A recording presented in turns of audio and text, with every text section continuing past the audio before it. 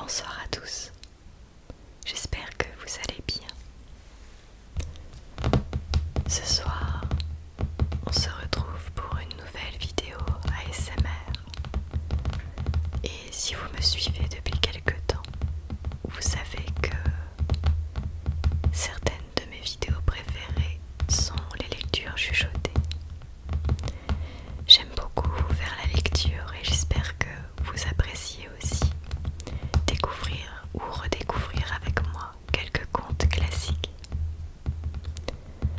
Ce soir, je vous propose à nouveau un conte des frères Grimm. C'est un conte que j'ai découvert quand j'étais petite et que j'ai toujours beaucoup aimé. Il s'agit du conte des trois plumes.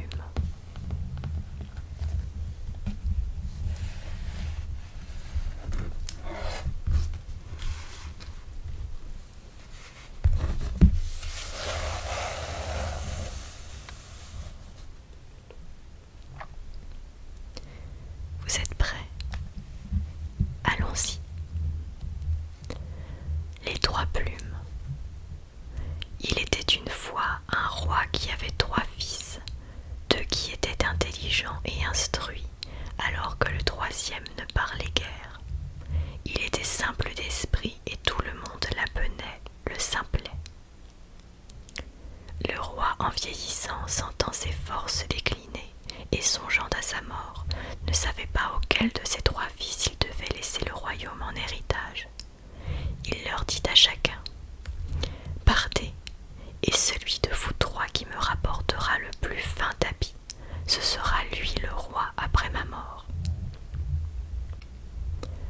Afin d'éviter toute dispute et toute contestation entre ses fils, il les conduisit lui-même tous les trois devant la porte du château, où il leur dit: « Je vais souffler trois plumes en l'air, une pour chacun de vous, et dans la direction que sa plume aura prise, chacun de vous ira. » La première plume s'envola vers l'est, la seconde vers l'ouest, et la troisième resta entre les deux et ne vola pas loin, retombant presque tout de suite par terre. L'un des frères partit donc à droite, l'autre à gauche, non sans se moquer du simplet qui devait rester où sa plume était retombée, c'est-à-dire tout près. Le simplet alla s'asseoir à côté de sa plume et il se sentait bien triste. Mais voilà tout à coup qu'il s'aperçut de l'existence d'une trappe juste à côté de la plume. Il leva cette trappe, découvrit un escalier et descendit les marches sous la terre. En bas, il arriva devant une seconde porte et frappa. Il entendit une voix à l'intérieur qui criait: « Mademoiselle la rainette, petite grenouillette verte, fille de race grenouillère, grenouillante gambette, va vite voir qui est dehors. » La porte s'ouvrit et il vit une grosse, grasse grenouille entourée de tout un monde de petites grenouilles sautillantes. La grosse grenouille lui demanda quel était son désir. « J'aimerais bien le plus beau et le plus fin tapis, dit-il. La grosse appela une petite rainette et lui dit: « Mademoiselle la rainette, petite grenouillette verte, fille de race grenouillère, grenouillante gambette, apporte-moi la grosse boîte. » La jeunette grenouille alla chercher la boîte et la grosse mère l'ouvrit pour remettre au simplet le fin tapis qui s'y trouvait. Mais un tapis si merveilleusement fin qu'on n'en pouvait pas tisser un pareil en haut dans le monde. Il remercia la grenouille et remonta sur terre. Les deux autres frères étaient convaincus que leur cadet, qu'ils tenaient pour un complet idiot, ne trouverait rien de rien et ne pourrait rien apporter.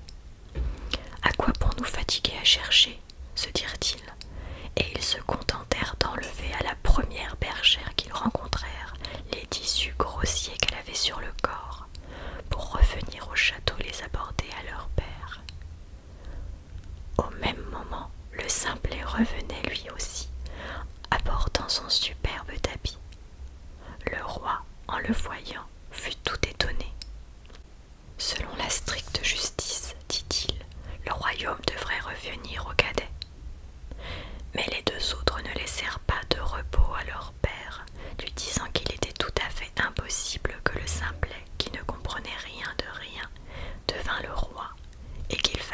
imposer une nouvelle condition. Ils insistèrent tellement que le père y consentit. Deviendra roi celui qui me rapportera la plus belle bague, dit-il. Il descendit avec ses 3 fils devant la porte du château, souffla les 3 plumes qui s'envolèrent comme la première fois. Une vers l'est, l'autre vers l'ouest, et la 3e entre les deux, volant à peine pour aller de nouveau tomber à côté de la trappe. Les 2 aînés partirent donc à droite et à gauche, et le simplet alla devant lui, ouvrit la trappe et descendit vers la grosse grenouille, lui disant cette fois qu'il avait besoin de la plus belle bague. La grosse se fit apporter la boîte et en sortit une bague qu'elle lui remit, une bague étincelante de pierres rares, si belle et si finement montée qu'aucun orfèvre sur la terre n'en pourrait travailler une pareille. À l'idée que leur simplet de frère eut à chercher un anneau d'or, les 2 aînés se moquèrent et se rirent, estimant une fois de plus qu'il n'était pas utile qu'ils se fatiguassent à chercher. Ils se contentèrent d'arracher les vieux clous d'une vieille jante de roue à une vieille charrette et apportèrent chacun son clou au roi, leur père. Mais le simplet vint et lui donna la bague d'or où scintillaient les feux de pierres précieuses, et le roi déclara cette fois encore que le royaume lui revenait de droit. Les 2 aînés ne cessèrent de tracasser, de tourmenter leur père pour qu'il imposât une 3e condition. Le roi finit par y consentir et promit le royaume à celui qui reviendrait avec la femme la plus belle. Il souffla les 3 plumes qu'ils s'envolèrent exactement comme les fois précédentes. Le simplet ne s'embarrassa de rien et ne fit ni une ni 2, mais descendit tout droit chez la grosse grenouille à laquelle il dit « Il faut que je revienne avec la plus belle femme du château. » « Eh, comme tu y vas, s'exclama la grosse, la femme la plus belle, mais je ne l'ai pas comme cela sous la main. Attends seulement un peu, tu l'auras tout de même. » Elle lui donna une carotte creusée à laquelle 6 petites souris étaient attelées. « Qu'est-ce que je vais en faire ?» demanda le simplet, tout éberlué et tout triste. « Tu n'as qu'à y installer une de mes petites rainettes, répondit la grosse mère grenouille. Il ne choisit pas, mais attrapa dans le cercle la première venue et la mit dans la carotte creusée. À peine y fut-elle qu'elle se transforma et devint une merveilleuse demoiselle. La carotte était un carrosse et les 6 petites souris de magnifiques chevaux. Le simplet embrassa la belle, fouetta les chevaux et arriva devant le roi. Ses frères, pendant ce temps, ne s'étaient donné aucun mal, se contentant de ramener avec eux les 2 premières paysannes venues. Elles seront toujours plus belles que la femme qu'il pourra trouver, se dirent-ils. Mais quand le roi les vit, ce fut pour leur dire que le royaume reviendrait à leur cadet. Ils ne voulurent toujours rien entendre et fatiguèrent les oreilles du roi à lui répéter « Nous ne pouvons pas admettre que le simplet devienne roi. Il voulait une nouvelle épreuve entre les femmes.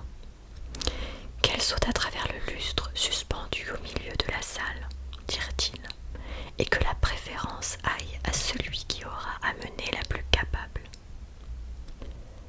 C'était un grand anneau de fer suspendu assez haut, et il pensait que les paysannes seraient assez fortes pour cet exercice, tandis que la belle demoiselle s'y romprait les os. Le roi céda une fois de plus à leur insistance, et les 2 paysannes sautèrent, réussissant l'une et l'autre à passer dans le cercle, mais toutes les 2 retombèrent si lourdement et si maladroitement qu'elles se cassèrent bras et jambes, aussi gros et tout épais qu'ils fussent. Alors, ce fut le tour de la belle demoiselle du simplet, qui sauta elle aussi, mais avec toute la grâce et la légèreté d'une biche, à travers le gros anneau de fer. Il ne pouvait plus y avoir position après cela. Et ce fut ainsi qu'il hérita de la couronne et qu'il régna longtemps dans sa sagesse.